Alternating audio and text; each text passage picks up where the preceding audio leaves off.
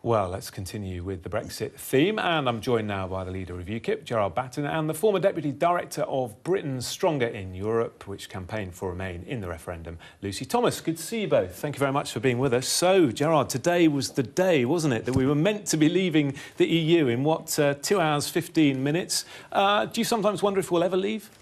I do believe that we will leave. I don't believe we'll leave under the current Prime Minister or the current government or Parliament, the way it's constituted, because they don't want to leave. It's as simple as that. We've gone about this entirely the wrong way. First of all, we should never have gone down the Article 50 road to start with. Secondly, when you've got a government and a Prime Minister and a Parliament that doesn't want to leave, then it's very difficult to actually make it happen. That's the big problem that we had. This was put to the British people because the political class couldn't resolve the issue of the European Union over the previous 43 years. So they were forced into a referendum by the UKIP electoral threat, said that they would abide by the result. Everybody said that. Everybody who fought in the 2017 election, certainly Conservative and Labour, said that they would implement the result of the referendum. And then since then, they've done everything they possibly can to delay it, impede it, in the hope of eventually overturning it, and that's where we are now. Lucy, where do you think we are now, and what do you make of what happened today?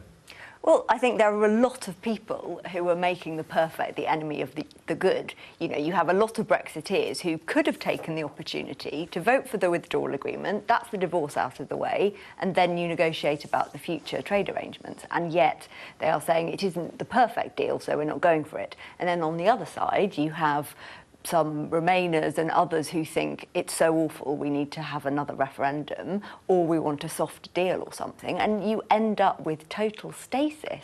And I would challenge what Gerard said. I think the government has tried to leave. I don't think they don't want to leave. They've negotiated over the last 2 years a withdrawal agreement, but it just so happens that Parliament doesn't think it's the right one. I think what they've done is they've actually gone to the European Union and Mrs Merkel and said, how can we work with you to make sure this doesn't happen? I think that's much more likely what's happened. If I can take this divorce analogy, which I don't accept actually, we're never married to them, so it isn't a divorce. The whole thing was unlawful to start with.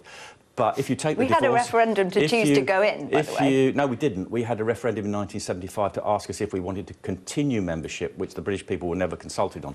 I'm old enough to remember it. But we could have voted to come out at that point. We could have done, but that was a long time ago. The whole thing has completely changed, the way it's developed. But on the divorce analogy, if I can use it, what Mrs May has negotiated is a kind of divorce deal where you live in the same house, you pay the bills, you sleep in the same bed, and you get joint custody of the liabilities. It doesn't sound like much of a divorce to me. So what would you, if you'd been an MP, what would you have done today? If I was Prime Minister, I tell you... Oh, sorry, I'd much rather play fantasy Prime Minister. But I would have voted against it because Mrs May said herself many times, no deal is better than a bad deal. You would have voted against Absolutely. Brexit? You would have voted against No, I would have voted against this phony withdrawal bill. But, you know, Brexit may not happen. You know, it gets kicked into long grass 2 years down the line. It is only going to happen one way, and that's the way I described in 2014 when I wrote a little book about this. Everything I said in that book has proved to be true about the way this has been delayed and impeded. If you wanted to leave, what you would have done the week after the referendum, and indeed you could still do it now, you could repeal the 1972 European Communities Act. You can say, we've now left under our law. We'll offer you tariff-free trade or WTO, your choice. We'll give you reciprocal rights on citizens. We're not going to pay you any more money, by the way. And then we start to unravel 46 years' worth of legislation. But we take control of that and we repeal and amend according to our priorities and we negotiate with the EU to say this is how it's going to happen. We want trade, friendship and cooperation, but we set the pace, not you. Lucy, given the result of the referendum, is there any form of Brexit that you would accept, that you could live with?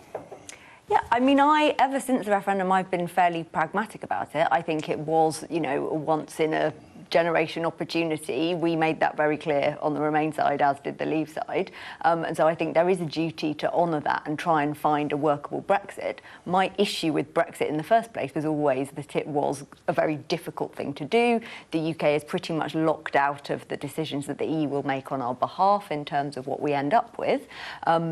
But I think if there's a version that can protect the economy and jobs and, you know, science and collaboration and all those good things, then let's do it. I think there's a question about the legitimacy. Were we to get Gerard's preferred outcome, which would be a no deal. It's absolutely a question of whether that should go back to the people, because everybody was told during the referendum that there would be a deal. All the Leavers said, you know, we'll have the exact same benefits that we have today. So I think there's definitely a question if we're heading in that route.